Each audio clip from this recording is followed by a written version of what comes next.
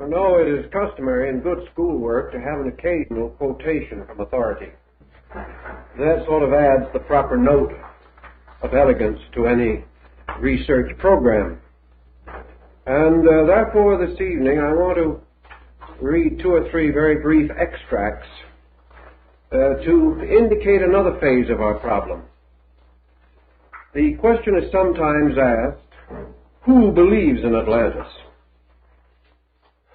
Is it merely the old belief or superstition held fondly by a romantic group of thinkers, or do we have something more substantial?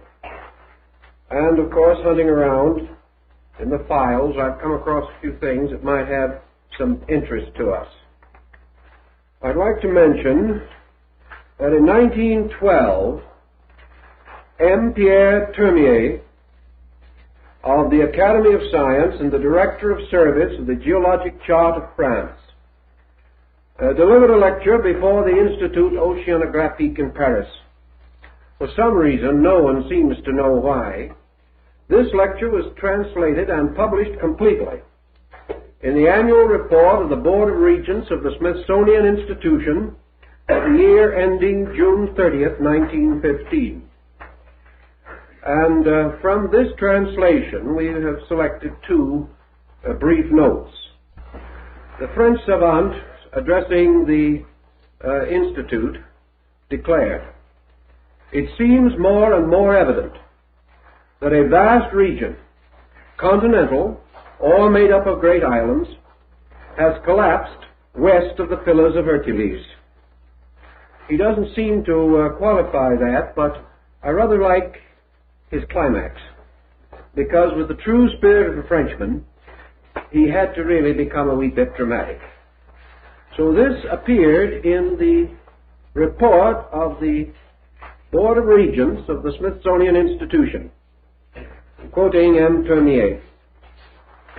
"I dream of the last night of Atlantis, to which perhaps the last night, the great night of all humanity, will bear semblance. The young men have all departed for the war, beyond the islands of the Levant and the distant Pillars of Hercules. Those who remain, men of mature age, women, children, old men and priests, anxiously question the marine horizon, hoping there to see the first sails appearing, heralds of the warrior's return. But tonight the horizon is dark and vacant. How shadowy the sea grows. How threatening is the sky, so overcast. The earth for some days has shuddered and trembled. The sun seems rent asunder, here and there exhaling fiery vapors. It is even reported that some of the mountain craters have opened, when smoke and flames belch forth, and stones and ashes are hurled into the air. Now on all sides a warm gray powder is raining down. Night has quite fallen. Fearful darkness. Nothing can be seen without lighted torches. Suddenly seized with blind terror, the multitude rushes into the temples, but lo, even the temples crumble, while the sea advanced and invades the shore, its cruel clamor rising loud above all other noises. What takes place might well be the divine wrath. When quiet reigns, no longer are there either mountains or shores, no longer anything save the restless sea asleep under the tropic sky. Can you imagine that appearing in the report of the Board of Regents, Smithsonian Institute? We didn't realize they were so fond of literature. But this points out the point that we want to make, namely that this subject has intrigued some very interesting people. And in connection with interesting people, there are some of us, a little older, who remember Vice President Charles G. Dawes. You remember him of the underslung pipe, and who later became ambassador to the court of His Britannic Majesty at St. James. Mr. Dawes took an interest in this strange subject for some reason, and he financed a search of the Vatican Library in hope of discovering among the musty old documents some key to the enigma. The investigation is carried on by a Yale scholar, and is particularly concerned with the Mayan dialect. The Vice President entertains the hope that the strange hieroglyphics deeply cut into the walls of temples or into the faces of mountains will, when correctly read, forever settle the Atlantis problem. So they come from a very interesting group. We all remember Donnelly, Ignatius Donnelly, who wrote a book on Atlantis. And we rather think of him perhaps as a wool gatherer also. But let us also remember that at one time this same Donnelly, under his real name, was a United States congressman and had quite a little to do with some very interesting and important legislations of a most practical nature, and not concerned at all with abstract or romantic subjects. And I found this also, which rather pleased me in bringing it out. Did Atlantis exist? A publication of the United States Department of Interior, Office of Education, Washington, D.C.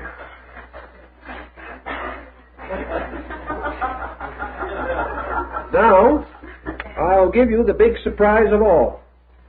There is not one statement in this report adverse to Atlantis. Every line in this is in defense of it. I'll read you one example which will be indicative. There is a ridge between 6,000 and 8,000 feet high running through the Atlantic Ocean. Deep sea soundings have revealed a great elevation or ridge, which rises about 8,000 feet above the floor of the Atlantic Ocean, and it reaches the surface of the ocean in the Azores and other islands. This ridge must have been above the water once upon a time, because the mountains and valleys of its surface could never have been produced except by agencies acting above water.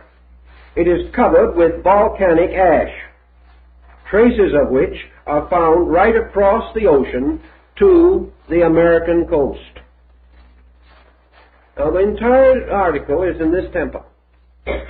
So here we have an interesting sidelight on our so-called mysterious problem. The only reason it is mysterious is because we have been in such a hurry to do other things, we've never gotten around to it. But the importance of it in our thinking deserves a great deal of further consideration. In our field, it is perhaps more important than it is in the field of geology or the related sciences. We know, and no one has dared to deny, that the surface of the earth has changed a great many times. We know this because we find fossilized seashells on the top of Mount Blanc, and we have also found fossilized marine life in the highest peaks of the Himalayas. These areas had to have been underwater. If mountains rising 25,000 feet above the sea level today were once underwater, we have no difficulty in imagining almost any kind of transformation in the surface of the earth. Now, last week we devoted most of our time to a rather specialized phase of our subject, and that was the basic account as preserved by Solon and transmitted by him through his descendants to Plato. Here we have a fragment, an isolated account of the submergence of a vast island continent. A submergence which has, of course, strong moral and ethical significance. This, however, we must approach with some caution. We must realize that it was not very long ago that almost every evil that befell mankind was regarded as an act of punishment from God.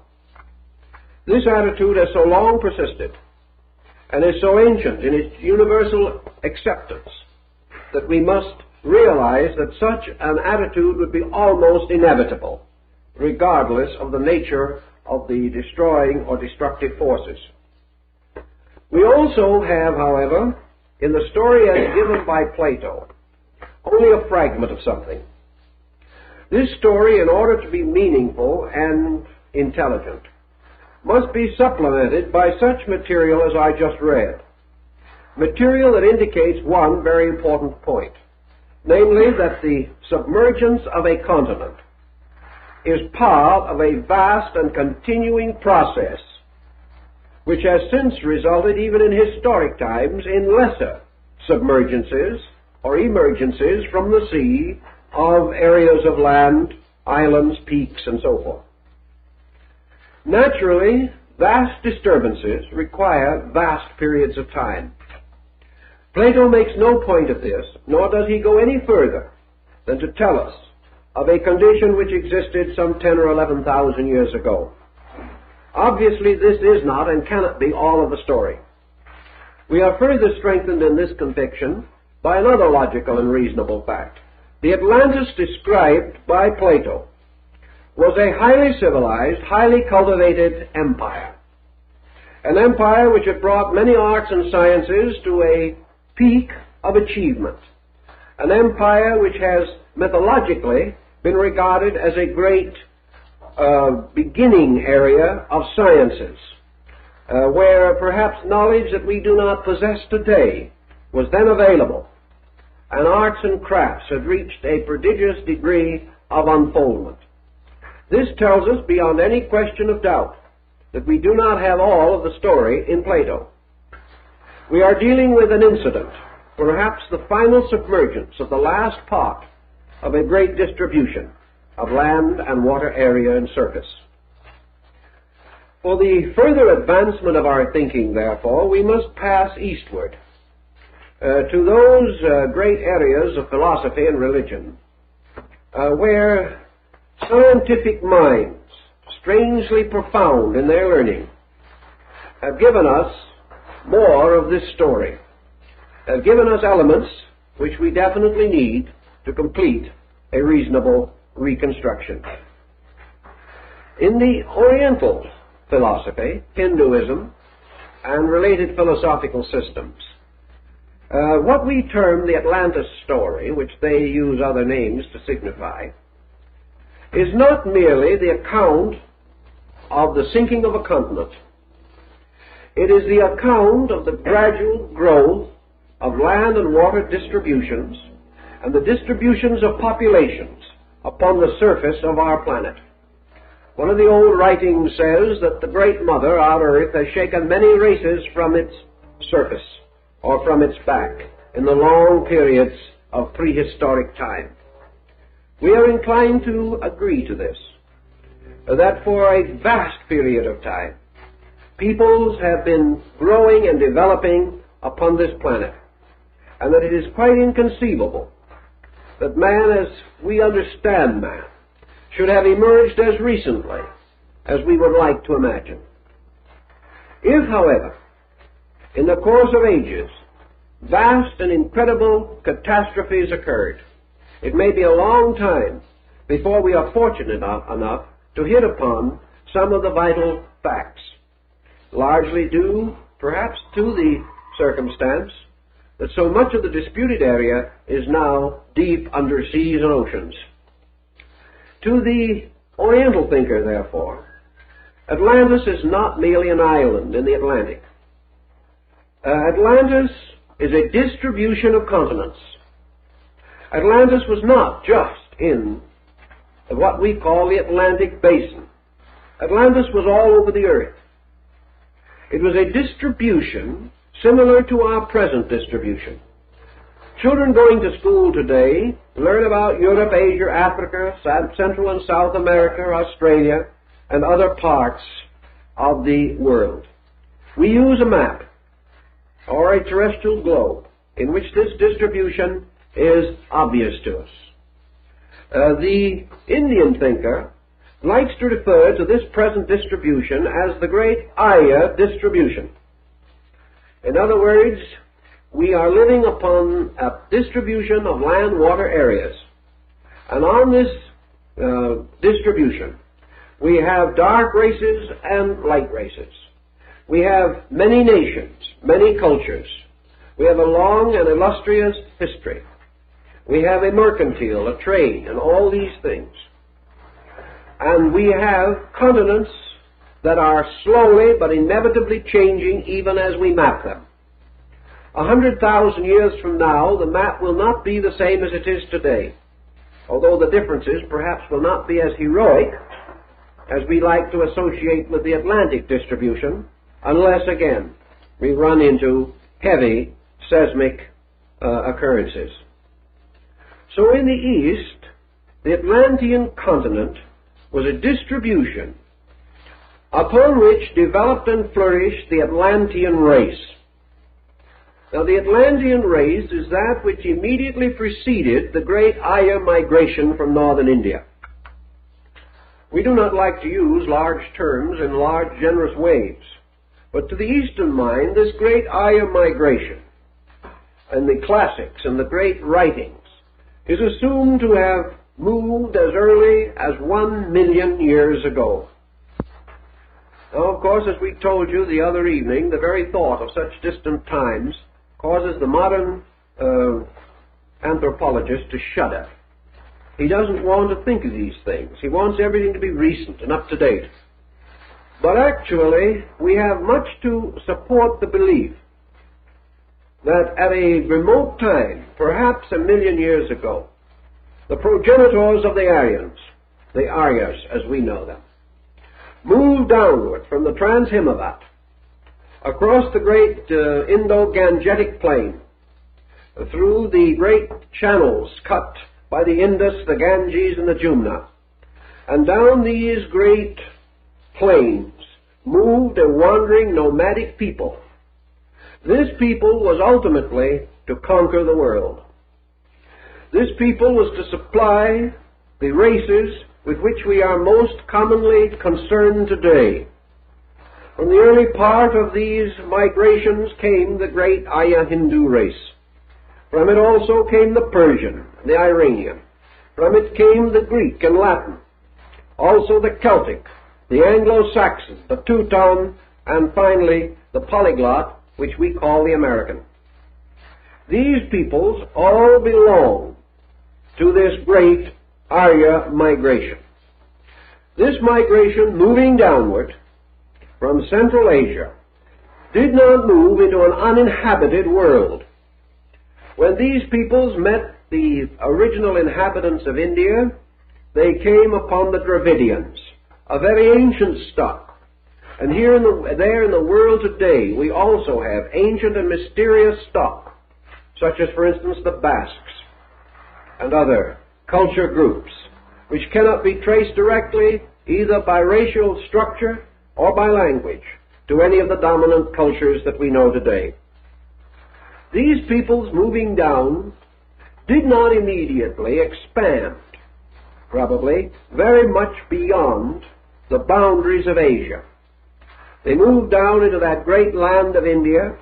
They moved across, perhaps, to be stopped finally by the mountains that border Afghanistan, and on the opposite side by the seas that divide China from Japan. But in this area there was a tremendous motion, and this motion ran more or less head-on into one of the great Atlantean motions that had preceded it, and that motion was China. And there is no doubt that what we call the Mongolian today is the principal surviving type of the Atlantic culture. The Mongolian was an Atlantean, and the struggle between the Mongolian and the Aryan in the dawn of history, almost before there was history, has supplied some of the choicest elements of world mythology. Now, while this struggle was going on in a remote area of the world, the old civilization, the civilization that was gradually being displaced, had passed through a variety of catastrophes. These catastrophes began in the breaking away and breaking off of the tremendous continental areas that had at one time practically formed a solid land pattern in the entire area that we call the Atlantic, extending from the north up above around Greenland and across to the northern parts of Scandinavia, and on the south that probably joined Brazil with the coast of Africa.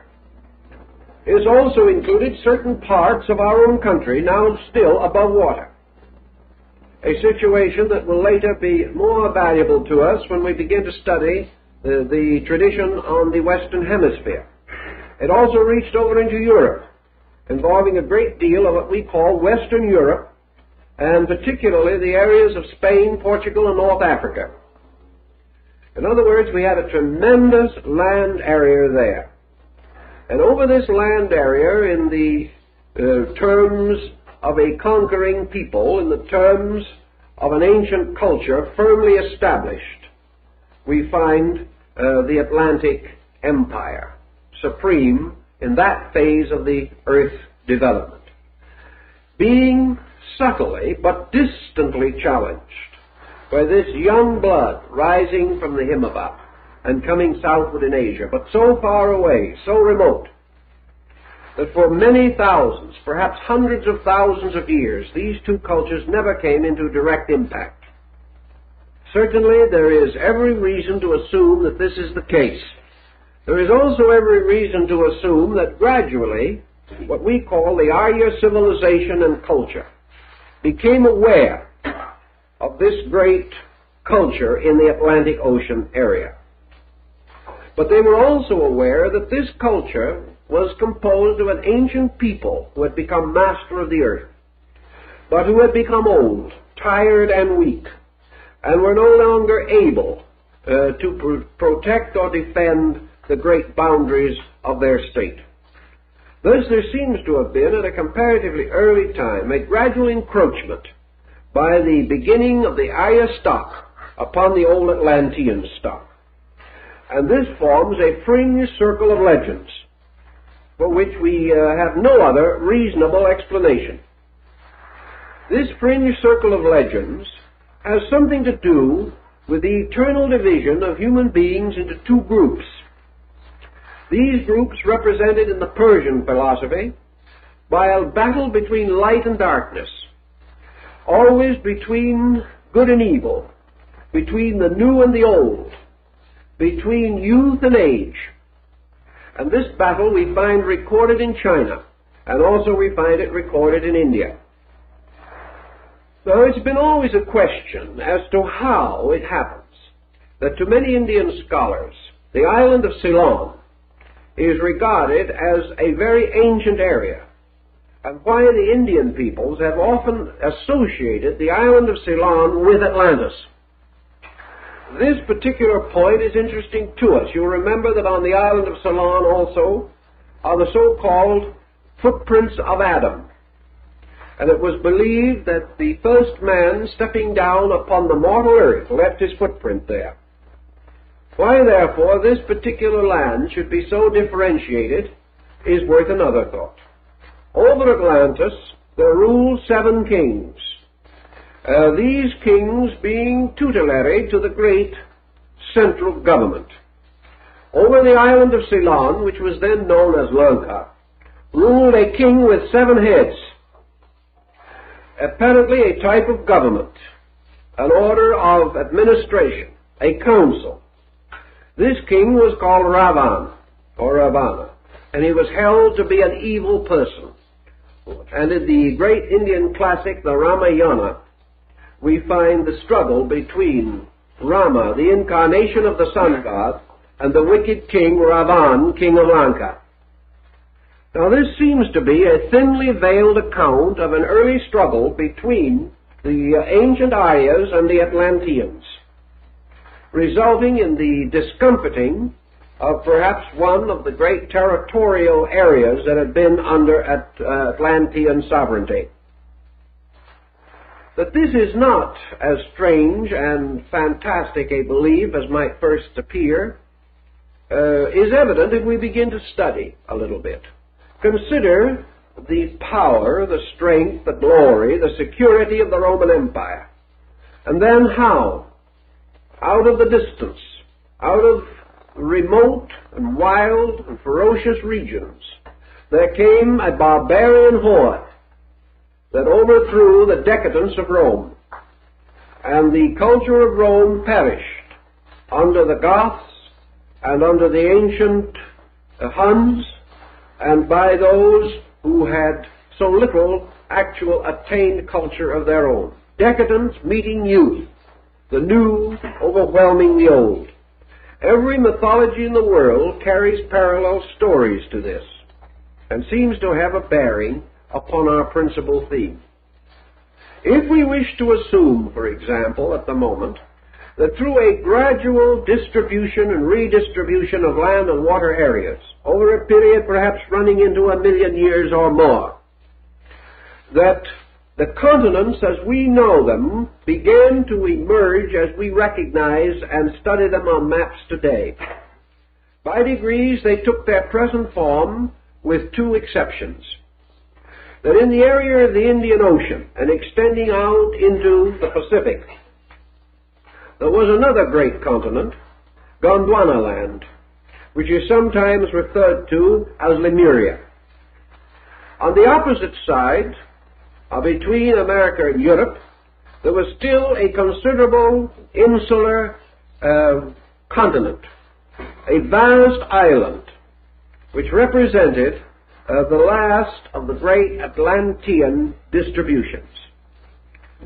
These two areas, Gondwana land, in the shallow waters that can still be measured in the East Indian archipelago, and the Atlantis, the summits of which remain today as the Azores Islands, these two were all that were left of a great distribution which may have flourished as long as 4 million years ago, and gradually broke up, scattered, fragmented, in the constant motion of seismic forces, until at last the Atlantic island and the more distant and less understood Lemurian continent remain practically the only map details vastly different from our own as we know them today.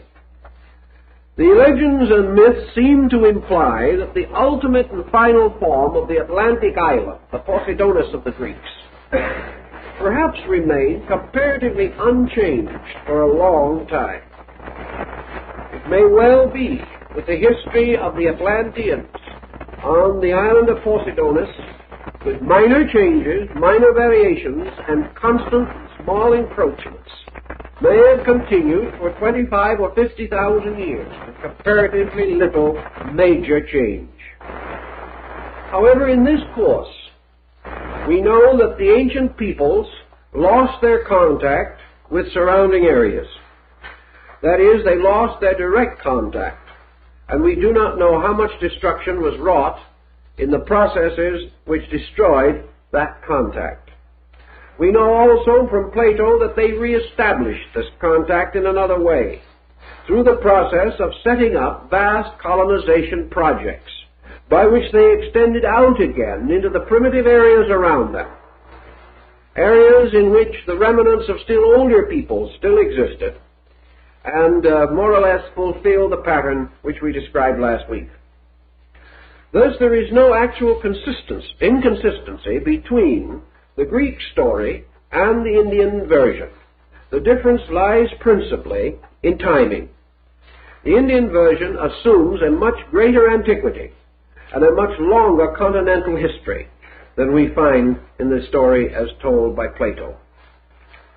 The Indian version also, however, gives us the same moral lesson, namely that this ancient land that was submerged, the demons that were submerged, according to the Avestic writings of the Persians, that these were submerged because of evil, because they had departed from the ways of light and of truth, and that the city of the Golden Gate had become corrupt with luxury, that the Atlanteans had departed from the laws of their great founding gods, and that because of this decadence, they gradually opened themselves to the wrath of heaven.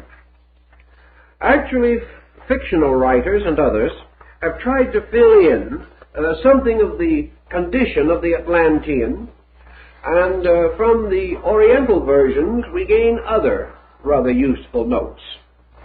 It was the belief of the Hindus that the Atlantean distribution began with a race of giants. They believed that in those ancient times the human being was considerably larger than he is now. And some have gone so far as to point out that remains, human fossilized remains of gigantic stature have actually been found. These were the giants of Genesis, the giants of the book of Enoch, the giants of the Zohar, and other books which deal with the antediluvian world. These giants apparently were, however, the very early Atlanteans, for gradually we see a change taking place in practically all of the fauna of the earth, and man is not completely exempt to from the rules applying to other creatures.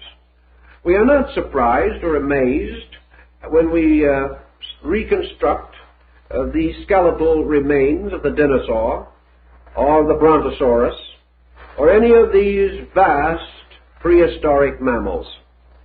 We are not surprised to learn that there were bats 12 or 15 feet of wingspread, that there were animals 40, 50, 60 feet in length or more, that there were birds that were larger than any bird that we know today, that reptiles and other forms of life went mad in their form constructions, and that this earth was populated with monsters. Monsters as described by Besorus in his Phoenician and Chaldean history. Monsters of long ago. These were the dragons of ancient China. These were the strange, shadowy monsters that arise in the nightmare folklore. That such situations could have existed, we know, because we have the remains of them.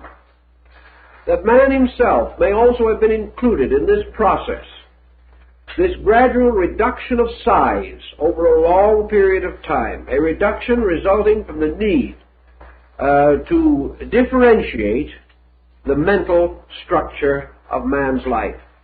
As more and more energy was required for mental brain function, as creatures by evolution required more and more acute sensory perceptions, and as the struggle for survival in a half-finished world became less and less acute, we see forms gradually reduced in size.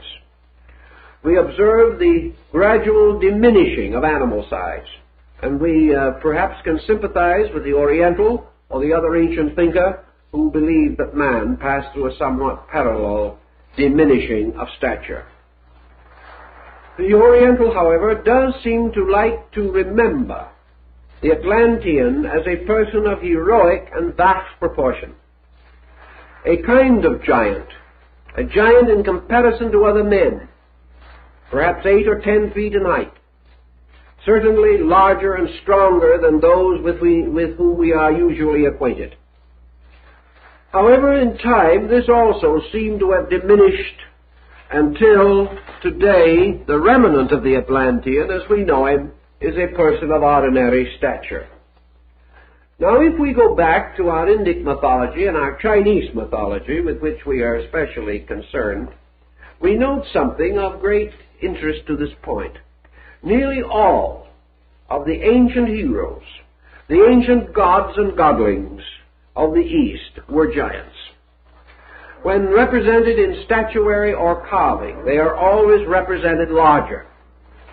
They are represented as of mammoth proportions, and the human being kneeling at their feet is of much smaller stature and less massive build.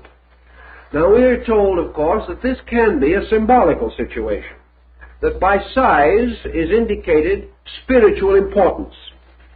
This perhaps is true. It could well be true in modern or recent art.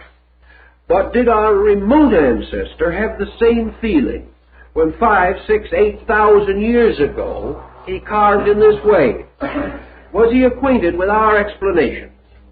Did he have the subtlety to make this fine distinction, using size to represent spiritual achievement alone? It is unlikely.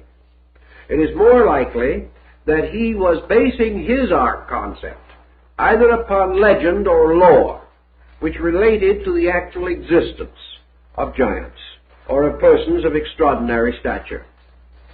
In almost every instance, reference to peoples or tribes or nations that could have been Atlantis indicate these gigantic persons, these giants. And these giants are the ones that passed away in limbo long ago. And the later Atlanteans certainly did not have such proportions. The next thing that is important to us is to remember Plato's remark that the Atlanteans were the first to wage war.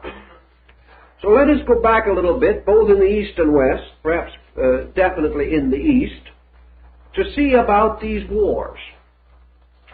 Now, we know in the Bible, for example, that there is a report of a war in heaven. We do not say that this war in heaven necessarily refers to the Atlantic situation. But we have a long, prehistoric, mythological tradition of war. War fought in remote times. And even as these legends go backward, these warriors do not fight with clubs and stone axes.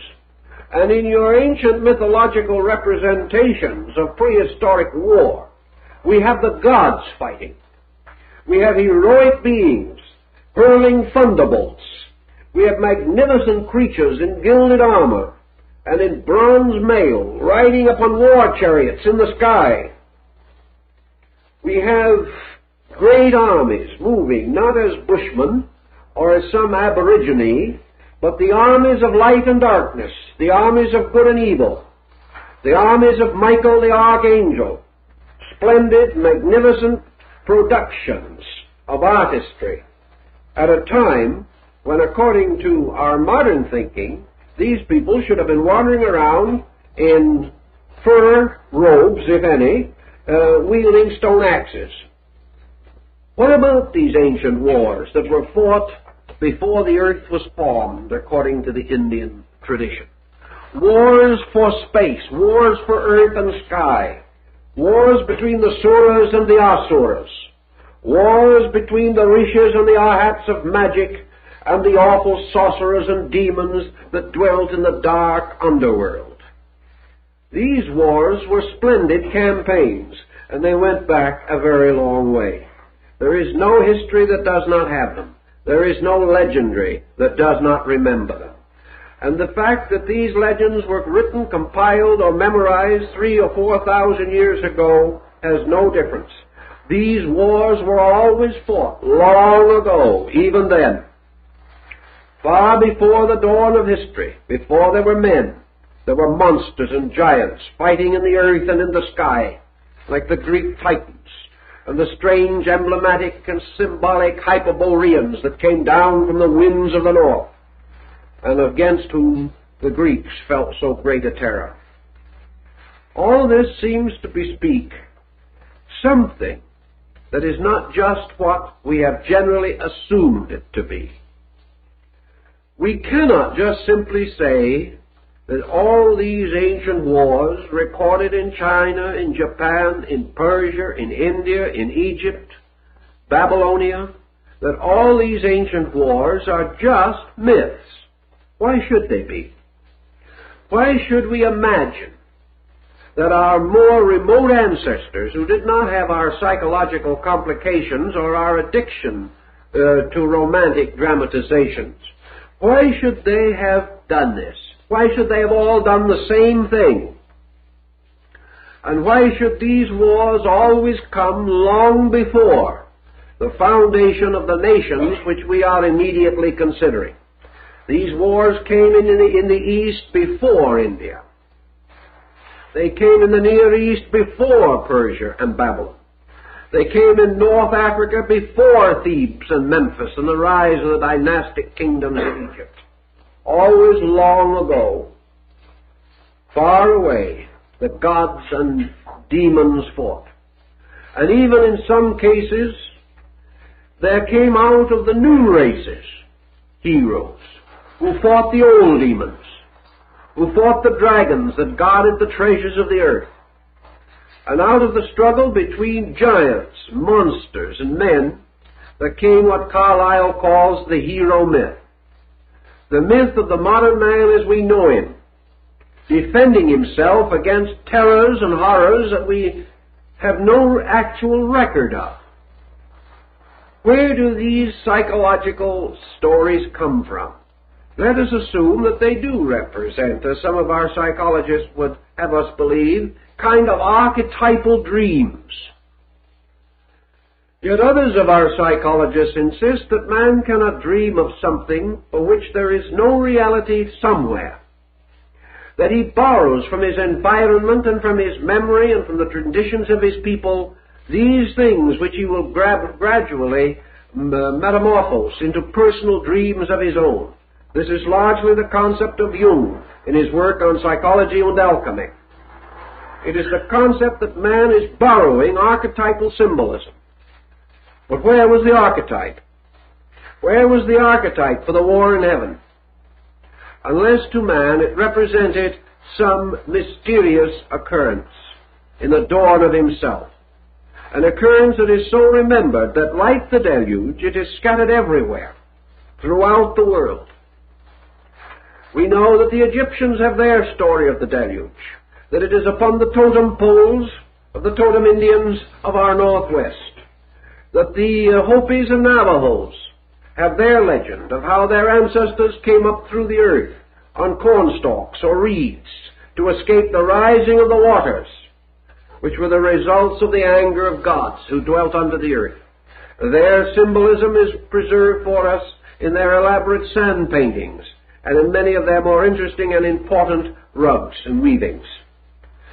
We also know that in the valley of the Euphrates we have the same, and there are marks of water erosion nearly 200 feet above the ground on the outer face of the Great Pyramid of Giza. We know that the Sahara was underwater. We know that the Gobi of Mongolia was underwater. And how are we going to fit the circumstances of these strange records into this history which we mentioned to you before as belonging to once upon a time? A fairy story. A story which, however, lingers within the subconscious of man. If we believe that it is possible, genetically, for man's past, the collective past of his race, to be reborn through him in his subconscious memories, it is quite possible that locked within ourselves is the symbolism of the lost world to which we once belonged. If we believe in rebirth, the same concept may be locked within the psychic being that moves from life to life. For if there was an Atlantis and we are reborn, then we were the Atlanteans. This would give us a considerable food for thought, and might point out that as from our environment we attain certain inevitable conditionings, that from the greater geological environment of our world, the entire anthropos, the total body of man, has been conditioned since before the dawn of time. His conscious memory has no record, but what we call archetype may well be the dream locked in himself, the dream of terrible memory, memory that gradually breaks through here and there in some sensitive or unusual person, the dream which perhaps was rescued by priests and sages from long ago and was locked in their ancient stories, fables, and histories. In any event, we are dealing with a very intense psychological problem, one that we cannot easily overlook. Now, in India, the first official avatar of Vishnu, we know that the deity Vishnu, the personification and extension and embodiment of the great being who rules all things in space, the sovereign power, that Vishnu, taking upon himself the body of a fish,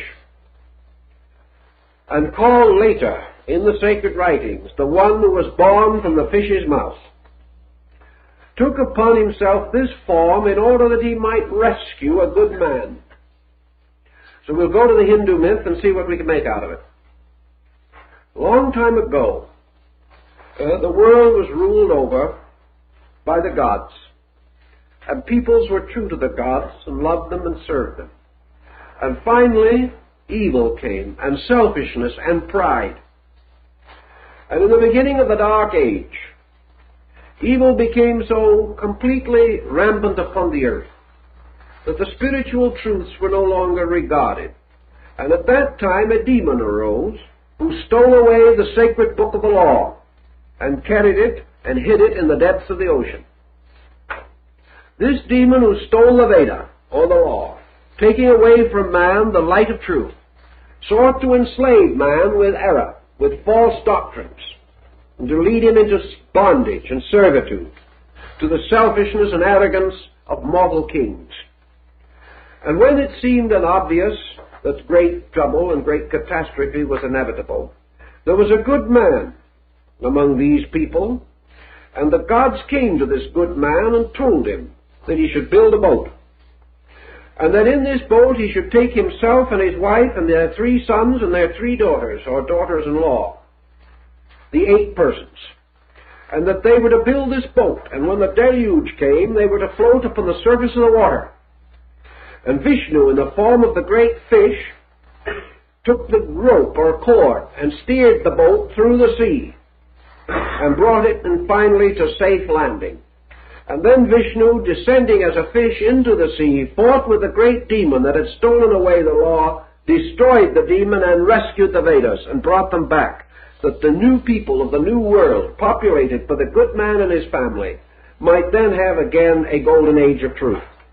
Now, we do not know the date of this writing, but we know that it is considerably earlier than the legend of Noah. And yet the legend is exactly, essentially, and basically the same. Now, in the Chinese writings, we have also a very important legend. For in ancient times, the same thing happened in China. And when in the great cyclic light, the day of the great darkness came, the Chinese prophet and sage, who had been instructed by the gods, fashioned a boat. And into this boat he went for safety, taking with him his wife, their 3 sons, and the sons' wives. These 8 then in the ship floated over the oblivion. And these 8 are now referred to as the 8 essential trigrams, or the basic diagrams of the I Ching, or Classic of Change, the great divinational book of science known to the Chinese.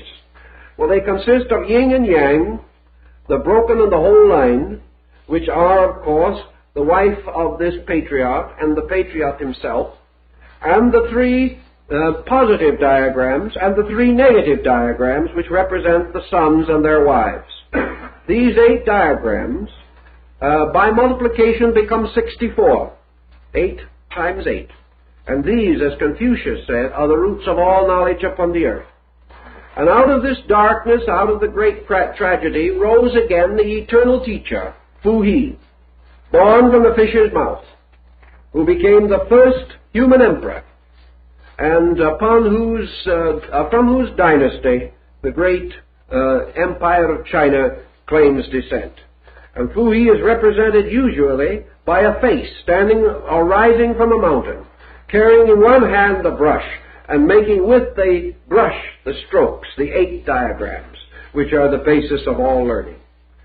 This story is very often repeated in Chinese folklore, and while we've abridged it considerably, I think it parallels closely enough with the Indian story and with the Noah legend, which is, of course, deep in the mythology of the Valley of the Euphrates, that we have very little reason to question the essential principles involved. Thus we have at the roots of peoples everywhere the deluge, the great darkness that descended upon the earth.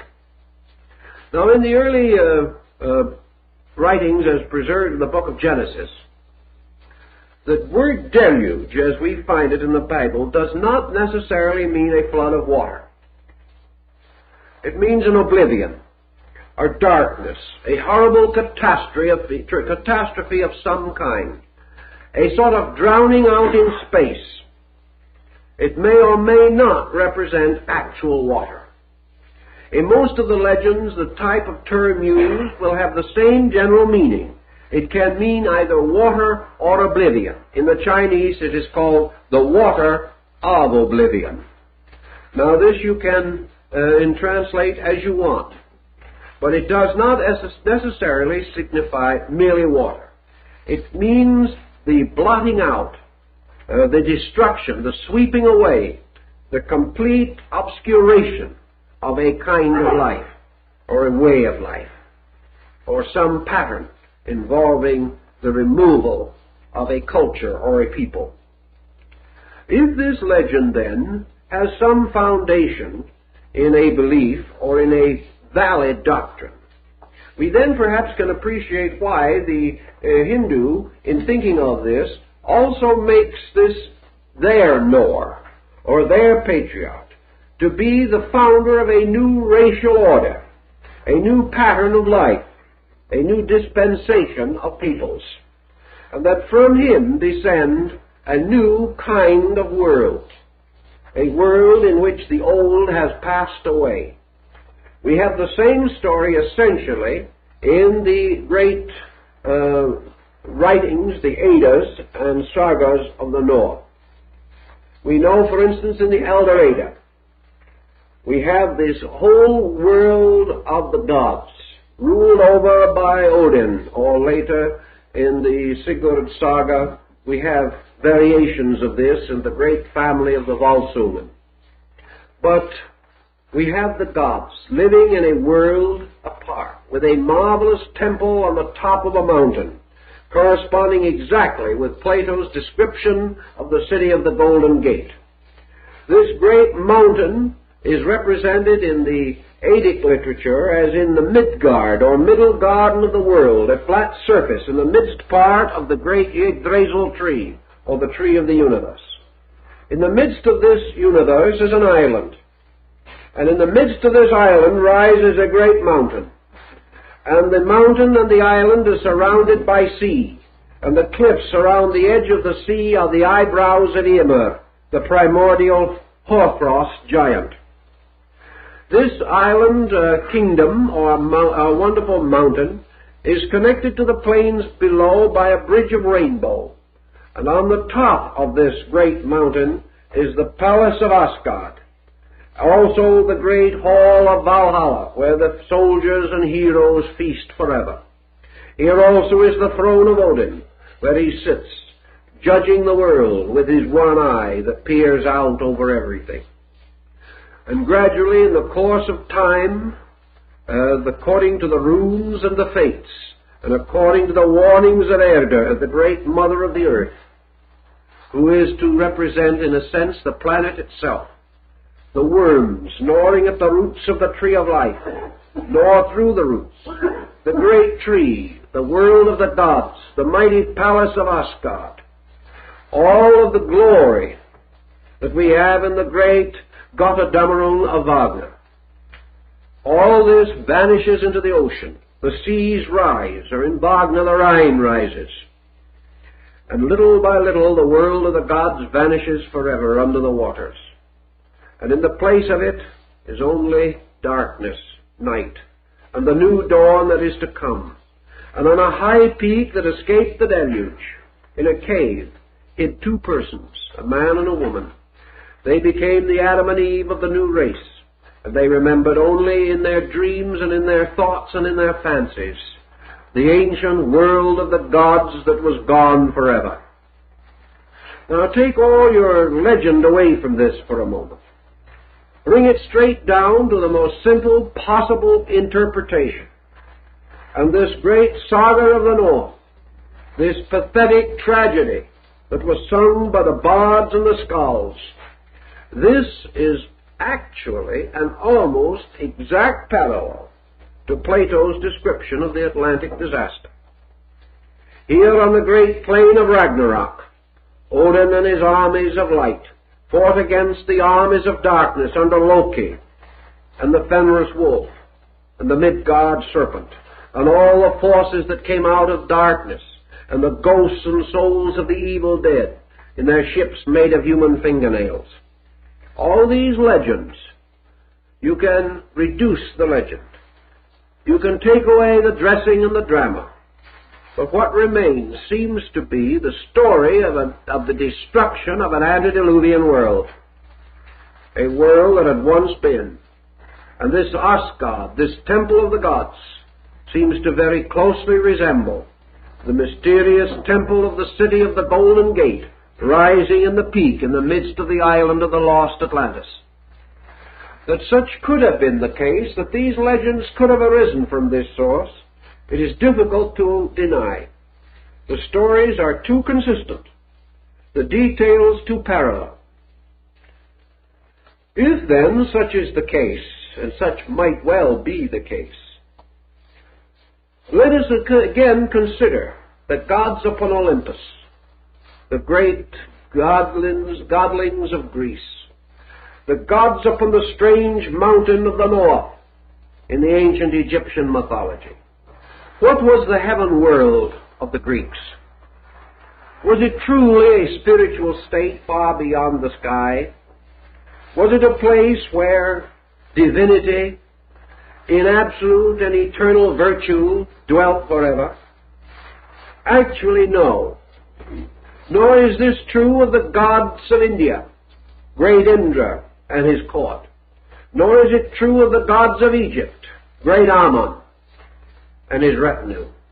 For the legends and myths that we have of all of these mythologies are permeated with a very strongly human flavoring.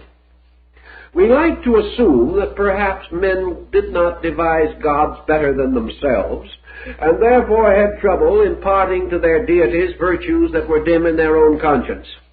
But I think we have more than that. There seems to be no good reason why ancient man should have created constantly and consistently a heavenly world that was 90% mortal. The gods of Greece and the demigods and the heroes were not infallible. Zeus made just as many mistakes as men make, and he had just as nagging a wife as any unhappy mortal ever possessed. The same is true of the Egyptian gods. Re was a mighty deity, but Isis bewitched him and fooled him completely. All these heroes, like Achilles, had their heels and had those vulnerable parts of themselves. There were constant bickerings and contentions in the world of heaven. Even evil Loki guided the blind Hoda to fire the mistletoe arrow that slew the son of Odin, right in the midst of heaven. All these things seem to bespeak that this heaven was not the kind of world that we may think it was. Perhaps this heaven was man's dim remembrance of a glory greater than his own. The doings of these ancient godlings, which in most cases led to their final corruption and destruction. For these old sagas are the stories of the falls of gods and of their gradual departure from men. The good gods retired and never came again, and were not seen any more, and did not walk any longer with men in the garden in the cool of the evening. They vanished away. The bad gods slew each other and disappeared in limbo. So are we dealing now, actually, with gods and godlings created by human fancy? Are we dealing with fabulous beings living in another world beside the shores of the air that have a real subsistence just with the infirmities we know? Or are these reports of something that came dimly to the memory of primitive man from some distant contact that he once had? Let us see what happens under such conditions in more recent times. When Cortez arrived in Mexico, he was not received as a man, but as a god. Word was taken that he was a divine being. He was not human. And the ancient Indians prostrated themselves and in symbol of homage placed his foot upon their heads. They reported men coming from the sky and from the sea and from the air. And when the Spanish rode horses, the Indians said they were centaurs. firmly believing in their early writings in the post-conquest period that the Spaniard and his horse were one creature. If as late as that this can happen, what could happen in the dawn of memory? What could happen in things that were old women's tales thousands of years before primitive man even tried to record them? There are these legends, these myths that have come down, distorted, but inevitably survive. And they all seem to possess the same basic pattern.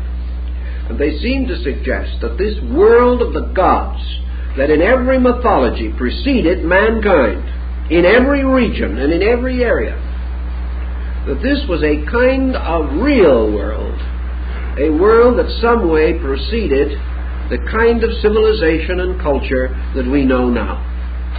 This was a world of splendor, of great glory, of wealth and of power. It was a world also of tremendous authority, and perhaps of strange and wonderful arts and sciences, because these so-called supernatural powers that are always attributed to the gods, this power to sit upon his throne and launch his thunderbolts, accredited to Zeus and later to the Latin Jove, these things may also be memories, memories of a power or knowledge that once existed. We have been so indifferent in our search for the sources of knowledge that we have been perfectly willing to attribute them to some happy or unhappy mortal within the memory of our own history. We have never really sought to find out the beginnings of our own knowledge. We find somewhere in history a man who stood up and said something remarkable, so we decide that he invented it and let it rest at that. But the moment we begin to investigate these claims, we find that this modest man made no such pretension. And all our arts and sciences apparently originated within the sanctuaries of ancient religion. And these sanctuaries are also the sources of these legends. And according to the same groups of legends, these arts and sciences descended from the gods. They were not invented by men at all. Or if they were invented in some remote time by these strange, heroic shadows who have become considered semi or totally divine. Perhaps this is the mystery of how polytheism or pantheism came into man's religious life. Man in himself, contemplating the inner mystery of his own consciousness, seeks forever one God. Yet the legends of his background speak always of many gods, of deities good and evil, and of the wars between them, and the endless strife that distorted even the heaven worlds of ancient times. Next as important is perhaps the realization that whether it be in the heart of Africa, or whether it be in ancient America or Asia, there is always a relationship between the rise of mortal governments and the gods. Practically every important ruling house of antiquity claimed its descent from divine beings. They ruled by divine right. They ruled because in the dawn of things they had been strangely sanctified in some way, as Abraham was sanctified by the Prince of Peace. They seem to feel or claim that they had been of a divine blood, that they had come from the gods, and that behind the human dynasty is the semi-mythological dynasty of deities, as in Japan, going back and back and back beyond Jimmu-Temu, the first of the mortal emperors. Godlings going back to the sun, to the earth, to the moon.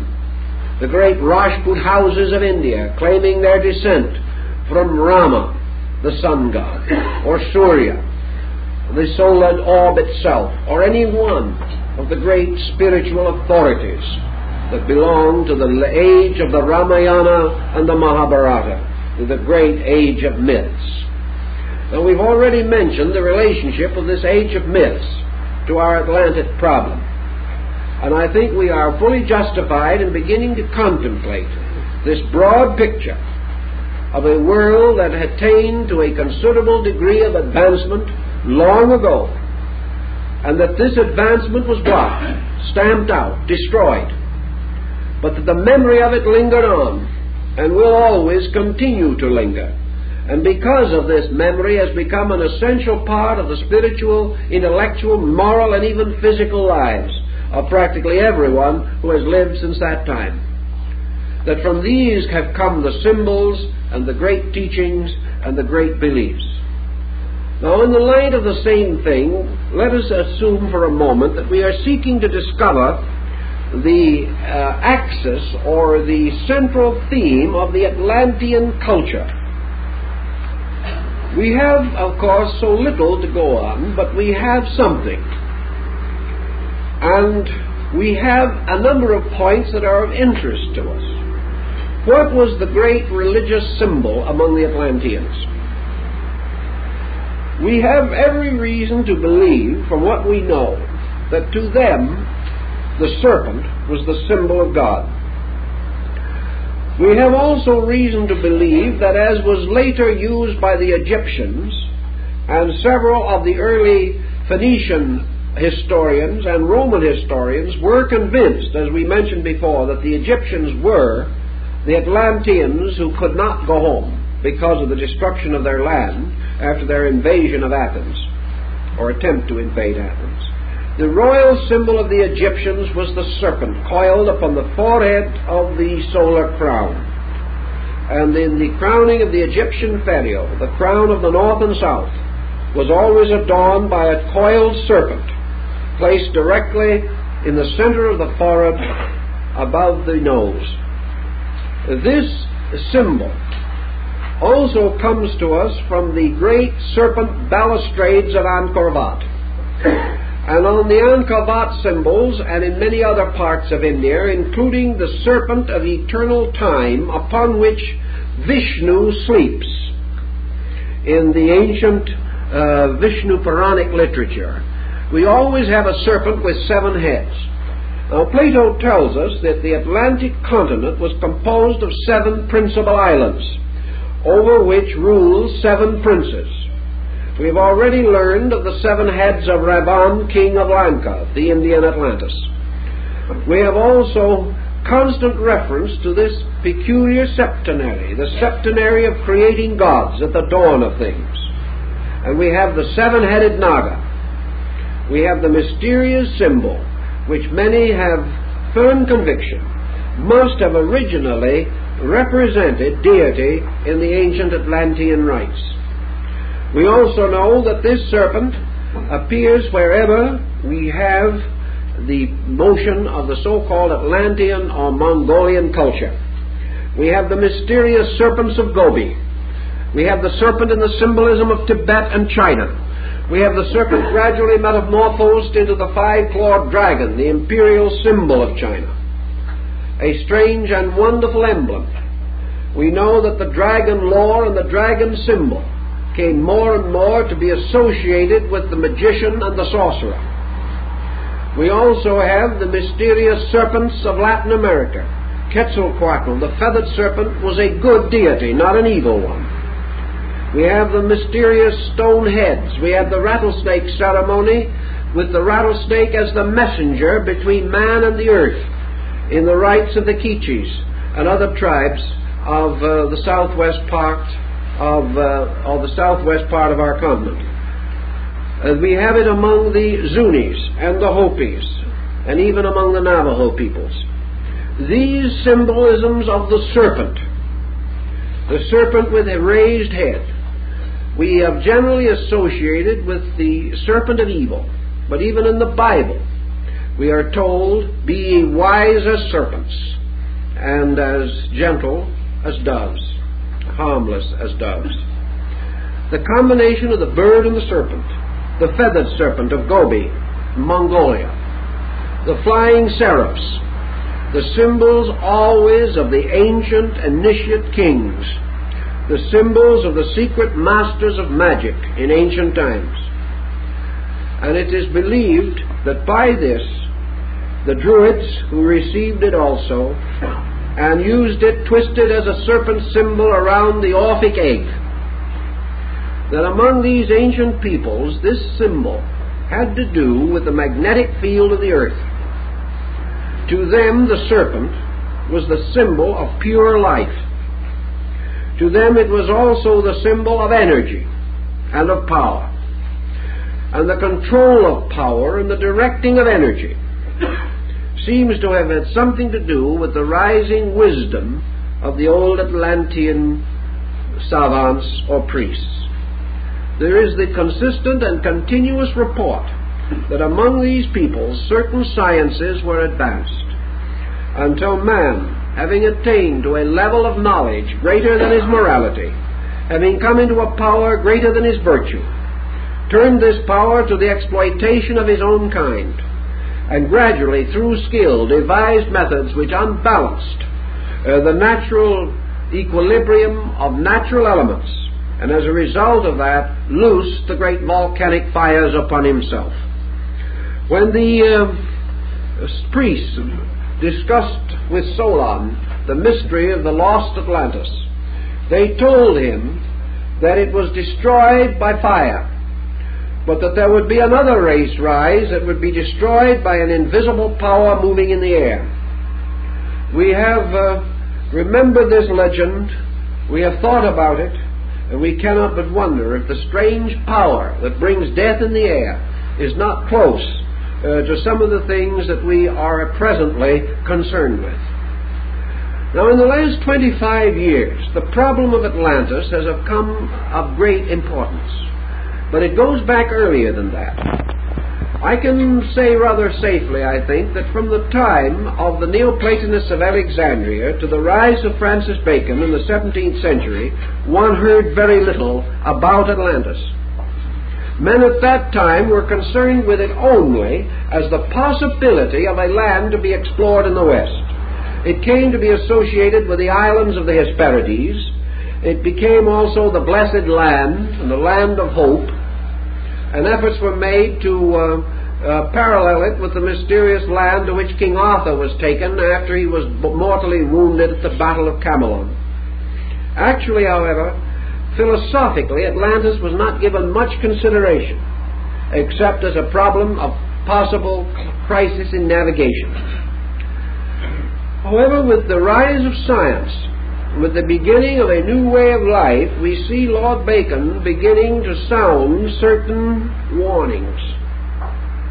We see him using the symbol of Atlantis as a means of distinguishing a new empire that was to rise in the Western Hemisphere. A world of science, a world of progress, a world built around the dawn of the great scientific, humanistic instrument of logic and reason which we know today. In other words, the whole theory, the whole system was locked in the concept of the great scientific method, the method by which we would learn to wrest the secrets of nature from her, in which we would have power perhaps more dangerous than we could possibly know. As time went on and man in the West became ever more scientific and ever more progressive in these things, the interest in Atlantis has correspondingly increased.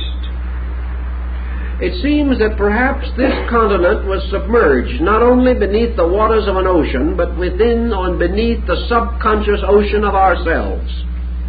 That somewhere in the subconscious part of our own nature, the warning of Atlantis still resides. And as our days of progress become more rapid, we become more and more conscious of a world that once vanished away, and the possibility of our repeating this catastrophe in our own generation and in our own way of life. If this is the case, it seems that a subconscious association mechanism is operating. For every day the interest in the mystery of Atlantis increases, and this fatal interest is locked with the circumstances which caused the destruction of that ancient continent. How then shall we go a little further with the Atlantean religion? I think we may safely say that from the remnants that we have in various parts of the world, remnants of instruction, that what we call the mysterious temple of the Golden Gate on the ancient island of Poseidonis is a kind of archetype of the mystery temples of the ancient world. This temple seems to have been the temple mother of all mysteries, the beginning of doctrines and secrets rising out of knowledge.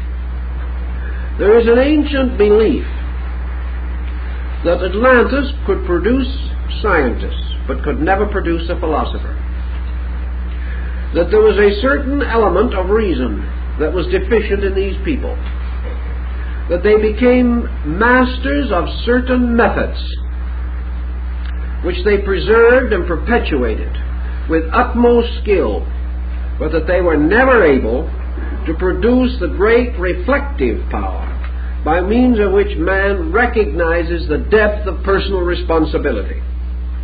They were lacking in certain internal moral sentiments which did not prevent their brilliance, but which contributed to their ultimate destruction. That they were destroyed for breaking the laws of the gods can mean a great many things, but let us imagine that the peoples who originally devised these accounts were reasonably intelligent. That we are not to assume that they were completely superstition-ridden.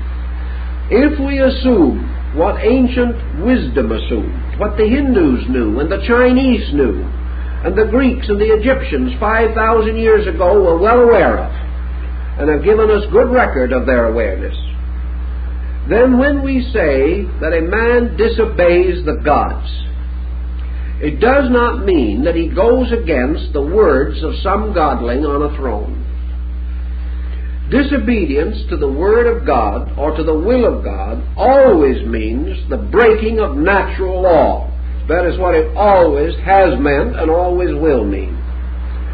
The individual who has a stomach ache is not punished because the gods take a particular dislike to him. He is punished because he has broken the laws which are the foundation of man's survival and the secret of his way of life. Therefore, an offense against natural law is the natural offense against God. The ancients were fully aware of this, that the laws of nature are the outflowing expression of the will of the Creator. That who breaks the laws of nature disobeys God.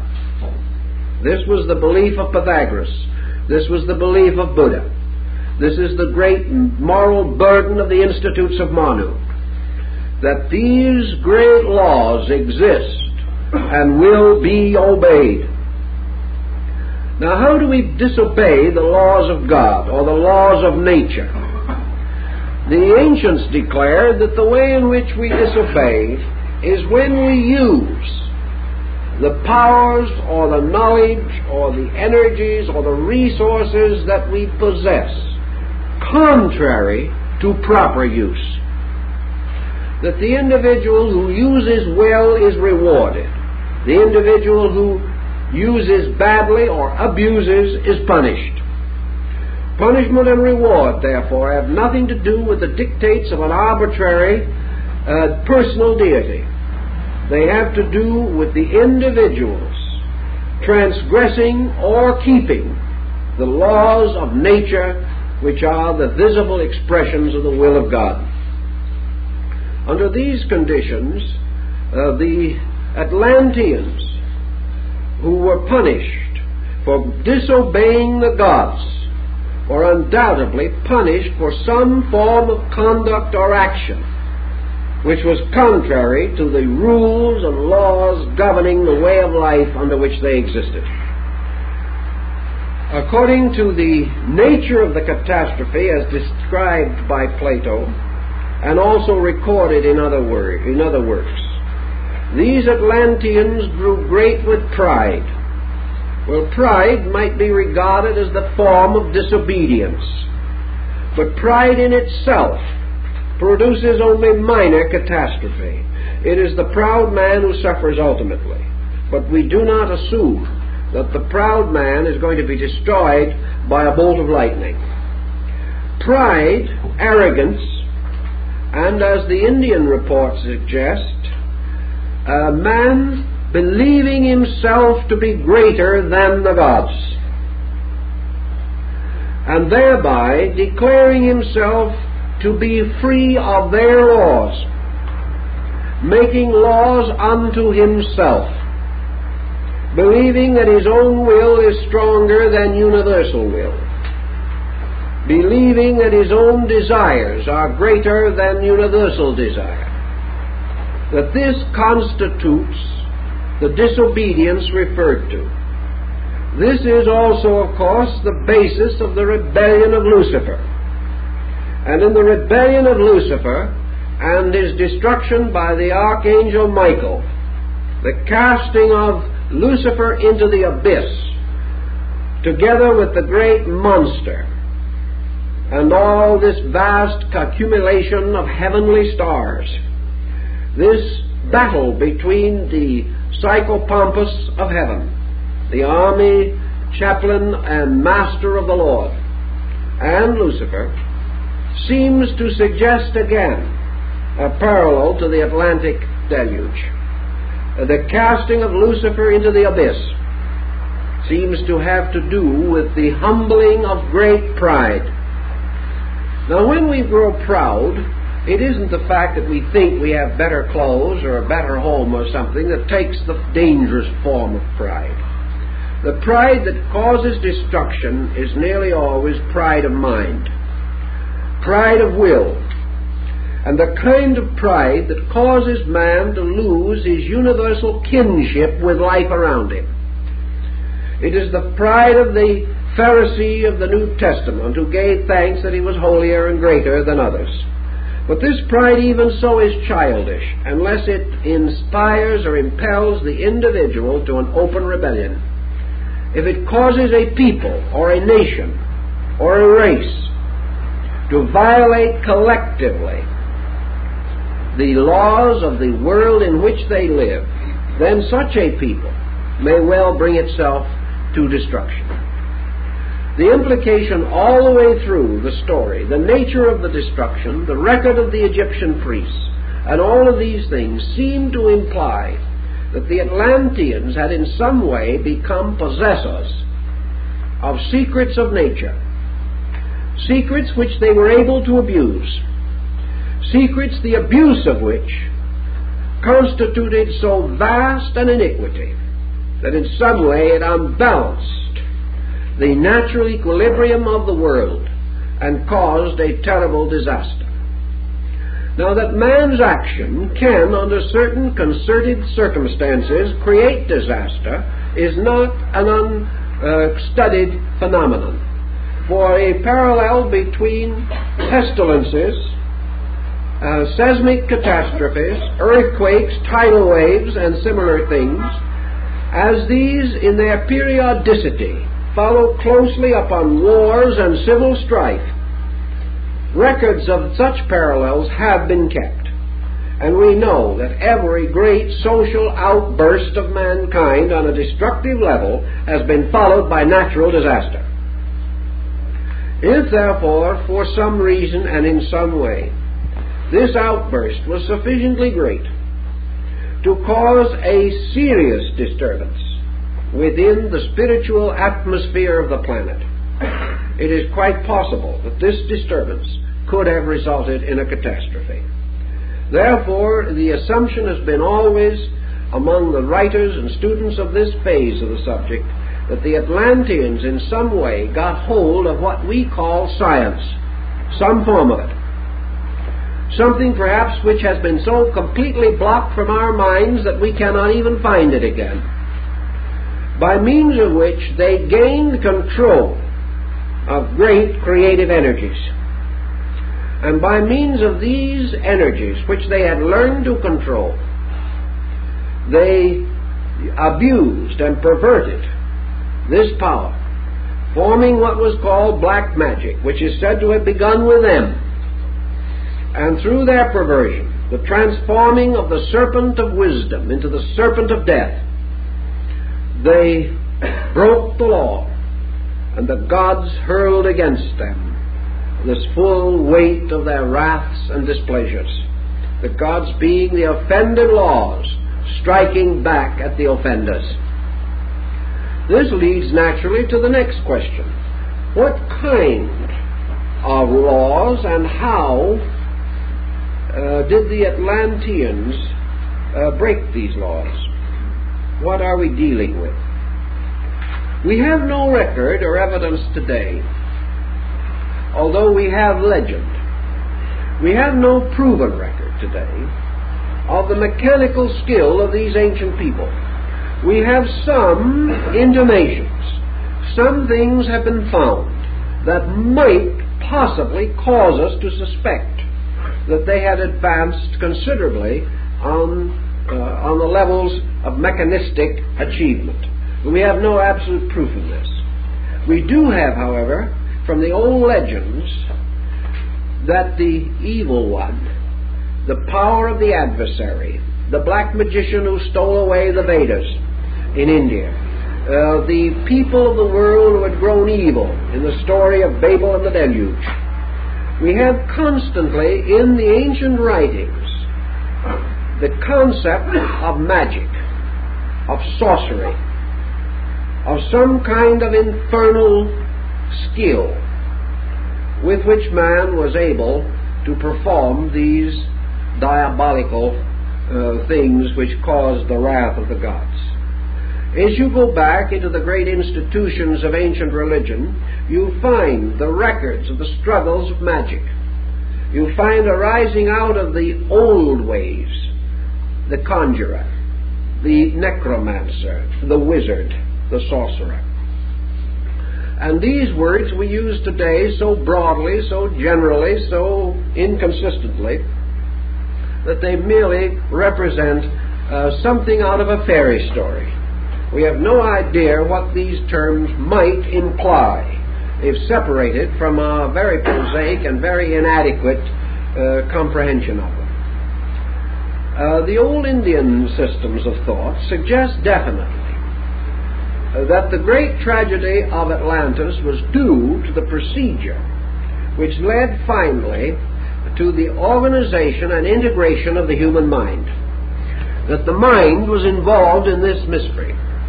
That in some way the mind, by its abuses or by secret formulas within itself, gained power over the energies of nature. That instead of building machines, these ancient peoples developed a kind of mentality, a mentality far beyond anything suggested by the extrasensory perception gamut, a kind of mind over matter, a kind of power of mind to dominate the action of natural law. This was perhaps a phase of will and yoga. This was an ancient belief, an ancient way of life, that man, possessing the secrets of the use of mental energy, could by means of it attain any end or any purpose that he desired, and that therefore that which he would will to do, and that which through will he could accomplish, he had the right to do. Therefore, the utter autocracy of his own will, and the skill to exercise that will.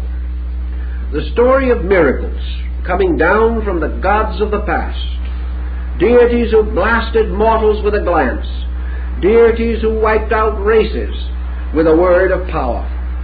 All these things seem to suggest that at some remote time man had a knowledge of the use of mind as a direct instrument of knowing, as a direct instrument by means of which he could control the operating forces of nature. Paracelsus declared in the 16th century that such power existed, that he had witnessed it, that it was not completely lost. And we have reason to suspect that a great many of the phenomena of Eastern magic and of strange ancient reports, like the magicians of Pharaoh's court, these things have to do with a kind of magia, a magic of mind projection, and that this could conceivably have been carried to a very high degree. That it is quite possible that these persons in the ancient Atlantean world were not so different, but far more skillful, and that in reality they were the glorified aspects of the shamans, of the various sorcerers and wizard mongers of Siberia today, that they represent the same type of power that we find in voodoo and in Africa, namely the mysterious ability to control minds, that they possess to a great degree this mental science, this science of forcing the universe to obey the will of man. This might well have been their arrogance. This type of skill, which we still regard as one of the highest forms, and which we hope sometime that we can develop, might have been the troublemaker long ago. There would be no fossilized remains of it, no need for inventions as we know them. We can remember how the gods of Greece walked through doors and appeared on earth at will, surrounded themselves with clouds of invisibility, traveled from place to place, came in dreams and visions and vanished again. That these actions do not only sound like the gods of ancient Greece, but they sound like the ancient wonder workers and rishis of India. These powers of the prehistoric godlings were the powers that we attribute to the masters of magic and the adepts and arhats and rishis of the classical Indian culture. These are the ones who walked in the air. These are the ones who could speak at great distances and be heard, who could go around the world in the flashing of an eye. These were the powers that some way existed within man. We often wonder, and many peoples have wondered, why it is that primitive man today still possesses remnants of these powers, and the civilized man does not. That it is almost impossible, at least very difficult, for the average so-called cultured, educated, modern person to cope with the mystery of mental energy. He is accustomed only to a practical and prosaic way of life, and all these other things seem strangely morbid and fantastic. Is it quite possible that in some way that this blotting out of the internal power of the human mind to control the universe, forcing man to turn to devise instruments when he knows he has better ones in himself, this turning of all things away from the cultivation of internals to the domination of externals, this self-forgetfulness, this casting of the prodigal son into the darkness and the flesh pots of Egypt, is all of this some way mysteriously tied to the Atlantic disaster? Does it mean that archetypally, in some way at that time, man, for committing a sin against the Holy Spirit, received upon himself the curse of that sin, the curse which has locked the magic side of his own nature, so that it now comes to him only faintly and often dangerously in sleep or in dreams or in nightmares? We know perfectly well that the evolution of man, that faculties of a superior nature should gradually take the place of those of an inferior nature. We know that the natural direction of man's growth now is the growth of his own internal resources. Yet we find him turning again to the outside. We find him substituting mechanistic procedures for the development of powers which the history of the world tells beyond doubt that man possesses of his own nature. Have these things been locked? Is this legend that Plato told us, then, the submerging of the Atlantean mind by a deluge within ourselves? Is this thing which we call the subconscious, the ocean that closed over the Atlantic world, has it something to do with the phases of our own soul? Has it something to do with the locking of the transcendental arts which man once certainly possessed, if we may believe even the most simple stories of our own scriptures? Unless we wish to regard all of these things as fables. And if we do that, what do we gain? We gain only a larger mystery than any of the others. So the old belief was that the serpent, which was the symbol of esoteric arts and always has been, that the serpent once stood upright, but was cursed and fell upon the earth to eat of the earth. That it was once the most subtle of all creatures, but it betrayed man, and as a result of this betrayal it was punished and humbled. This serpent has something to do with the psychic life of the individual. And it also has some way a binding in with the ancient Atlantean kings. Thus in the legends we do not need to assume that Atlantis was destroyed by the premature discovery of atomics or something of that nature. Because what we call atomics today is nothing but man blundering outside of himself with laws that he should be working with within himself to find the natural and proper way to apply these energies for the unfoldment of his own consciousness, so that he shall truly know good and evil, which he does not know today. So our problem is that the evil of Atlantis, the magic of Atlantis, was very possibly and almost certainly, if there's any truth in the old legends at all, the result of man's premature effort to conquer by mind a universe which is actually a spiritual world. The effort to subdue or to subject consciousness to intellect. In so doing, placing the human ruler above the divine and making the gods the servant of man instead of man the servant of the gods. For this the great punishment came upon him, the punishment of madness and destruction and death. The punishment that wiped away of civilization and great culture, leaving not a rack behind. Thus, the Atlantis myth, as Plato describes it, could well be of the greatest and deepest importance to psychologists and psychiatrists and all those who deal with the locked parts of man's internal dark life, the part that might well have been submerged or gone down in a great catastrophe in the very beginning of his existence, supposing in an early struggle between will and consciousness, man set upon himself the whole psychic framework of his present psychotic pressure, that all our intensities, our neuroses, and our frustrations are due to an Atlantean catastrophe in ourselves, the locking and destroying of a psychic overself that was sacrificed long ago and is still sacrificed to make possible the strange obscuration of values from which we have suffered ever since.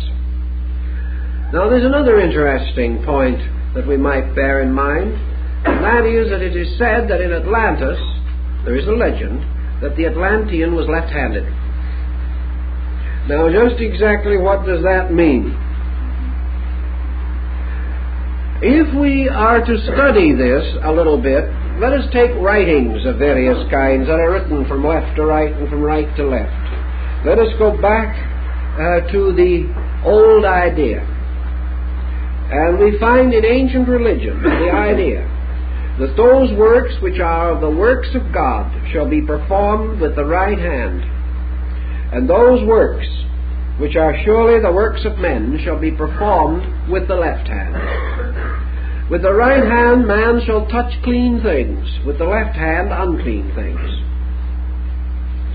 The right hand and the left hand therefore seem to have some bearing upon our consciousness. Count Louis Hamann, Cairo, whom I knew many years ago, the great palmist, made a very simple statement based upon all studies of palmistry. He said the right hand in a normal person is read to represent the present state of the individual. The left hand is past. The left hand, therefore, is that with which he has been anciently endowed. The right hand is what he does with it.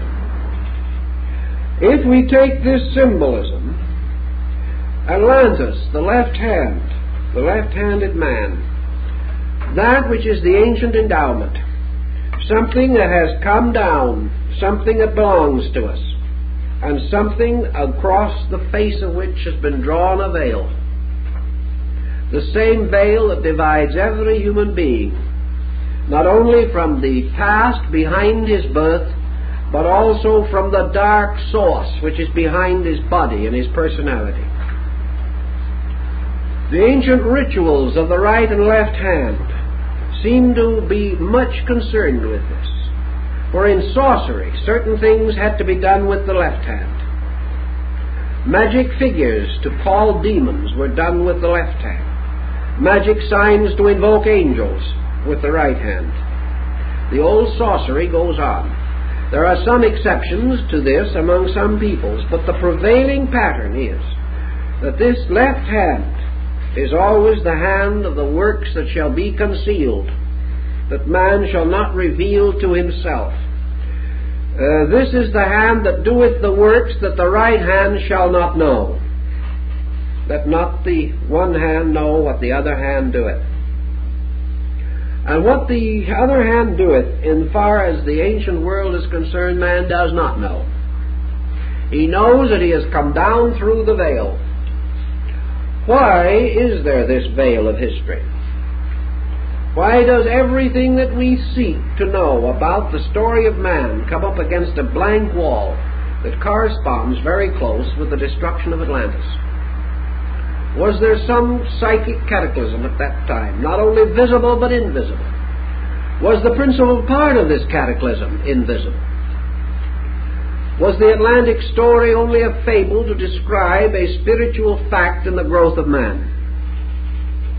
However we wish to look at it, we know that we are in the presence of a very profound riddle. A riddle which will not be solved even if we discover the landmarks of an ancient continent. If we should tomorrow discover the ruins of the city of the Golden Gates, we are not sure even then that we possess the secret, any more than Dr. Preston was sure that we knew the secret of the Egyptian language simply because we had the Rosetta Stone. The possibility that Plato was a man of philosophic insight and initiate to the mysteries used this story for a totally different reason from that originally intended is possible and reasonable, especially when we know that a story of parallel nature, obviously with double meaning, has appeared in practically every early religious writing of mankind. What then are we actually working on? Are we working merely upon this simple story, or are we working upon something larger and more important? The Chinese tell us that at death, every individual passes through the Atlantean mystery. For in this, his objective life is submerged in the unknown. That Atlantis is repeated in each individual at the close of a life cycle.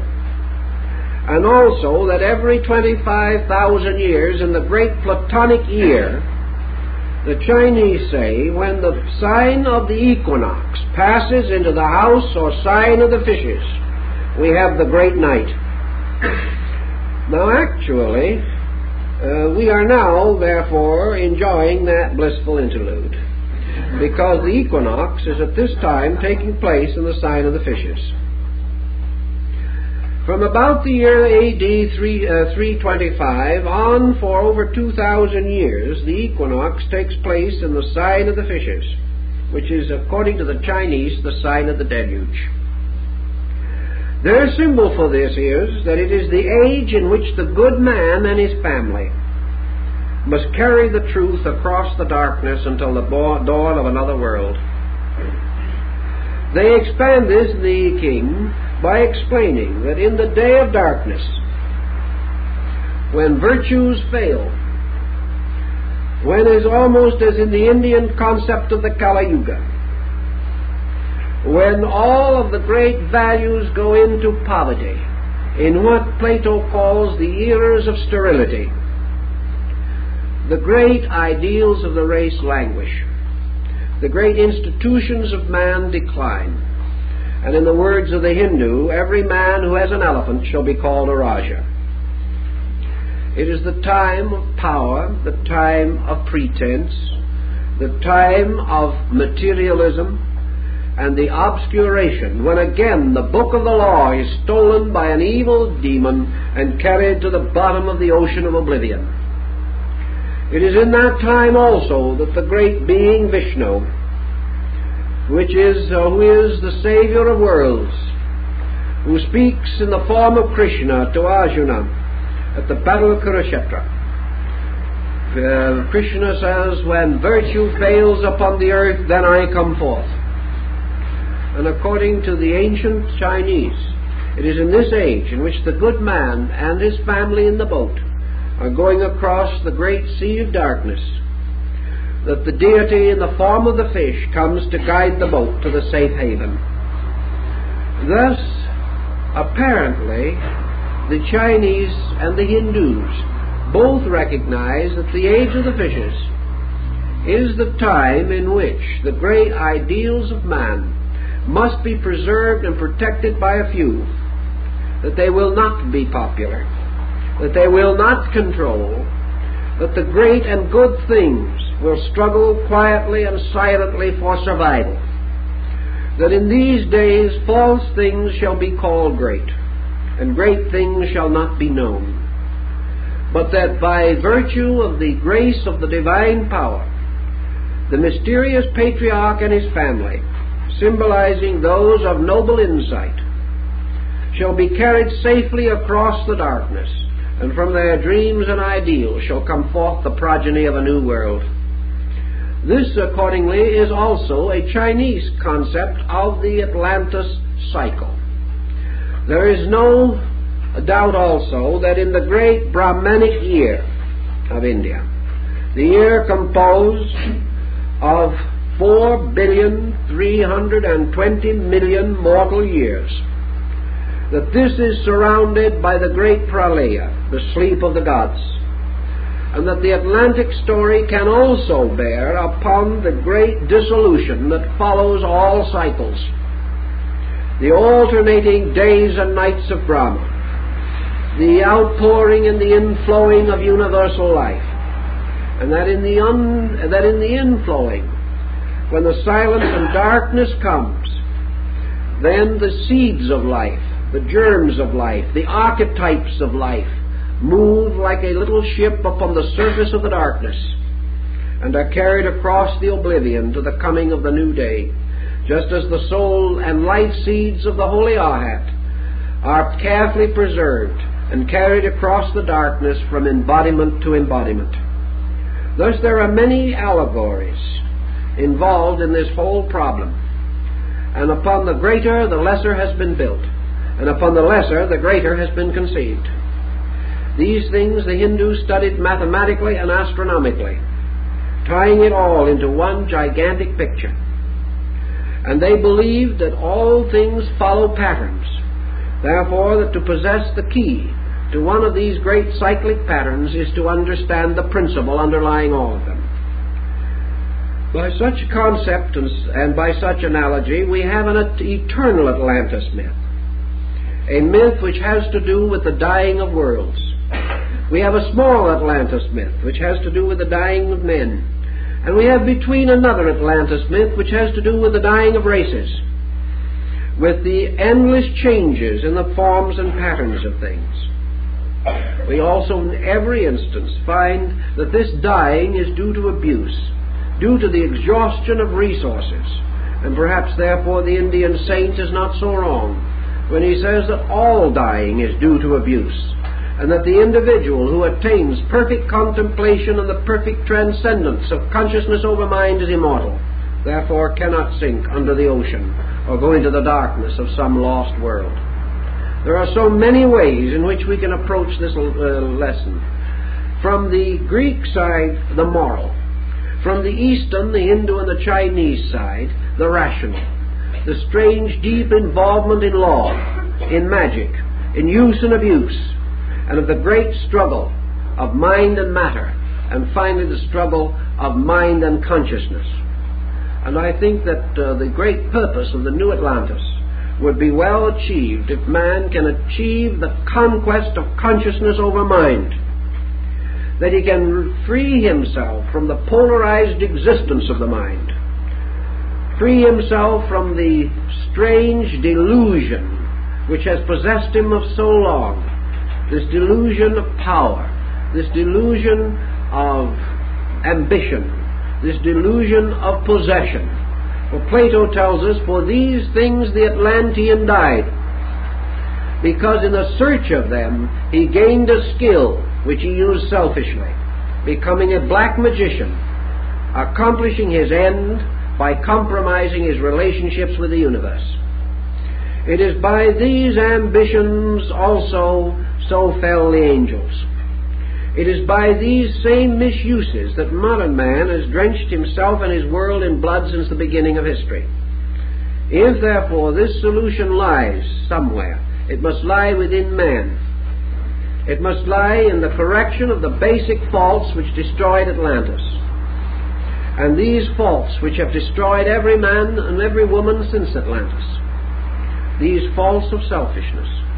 These faults of the so-called victory of the mind with its fears, its hates, its grievances, its prejudices, its conceits, and its opinions, by which man has always defeated his search for truth and destroyed his quest of life. Therefore, the curse of the Atlantean has fallen upon us. The curse of our own mindness, the curse of egoism, as opposed to the universality of things which alone can solve our problem. Now, it's quite possible that in a moral world all these legends were fitted together to contribute a great overtone to our Scripture. But it is also quite possible that these legends relate back to a factual circumstance which was the supreme example of everything implied, the first and dynamic proof that man, breaking the law, must perish. And certainly this has been the moral burden of the story since the beginning, and is still something which we can enjoy considering. And if this is the fact of the case, if this moral lesson is the deep one, if this struggle between mind and matter, which was lost in Atlantis and which we are fighting again today, is the true context of the story, then this drama is of the utmost concern to us as a guide to character and as a warning of what can happen if man refuses to correct these basic weaknesses which have always afflicted and distorted him. But our time is up, so we will continue with our discussion of Atlantis next week.